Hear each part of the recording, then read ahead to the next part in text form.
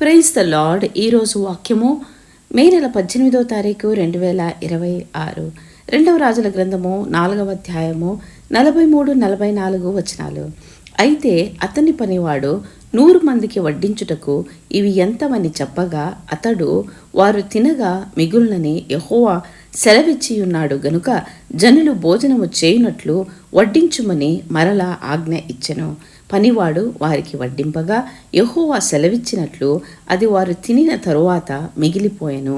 క్రీస్తునందు ప్రియమైన సహోదర సహోదరిలారా, దేవుడు నిన్న నేడు రేపు ఎప్పుడూ ఒకే రీతిగా ఉంటారు.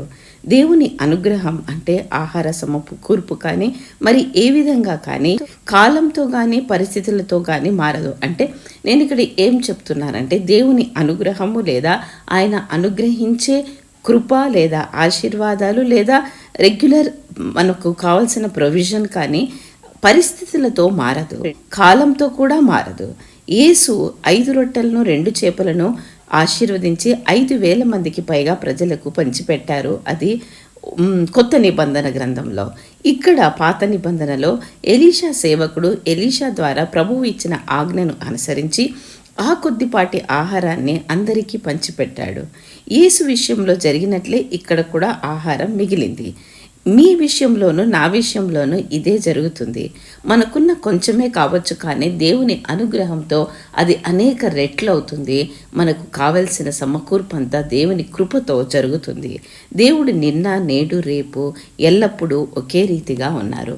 పాత నిబంధన గ్రంథంలోనూ కొత్త నిబంధన గ్రంథంలోనూ కొత్త నిబంధన గ్రంథం అయిన తర్వాత ప్రస్తుత కాలం జీవిస్తున్న మన పట్లను ఆయన ఎల్లప్పుడూ ఒకే రకమైన అనుగ్రహాన్ని కలిగి ఉన్నారు. ప్రార్థిద్దామా? తండ్రి, మరి ఒక కొత్త వారాన్ని బట్టి మీకు వందనాలు చెల్లిస్తున్నాం రాజా. ఈ వారంలో మీరు ముందుండి నడిపించండి, వంకర త్రోవలన్నిటినీ సరిచేయండి. మీరు మాకు ముందుగా ఉంటే మాకు ధైర్యం తండ్రి. అవును నాయన, మీరు అనుగ్రహించే అనుగ్రహము తండ్రి అది కాలంతోనూ మరి పరిస్థితులతోనూ మారదని మేము నేర్చుకున్నాం ప్రవ్వా.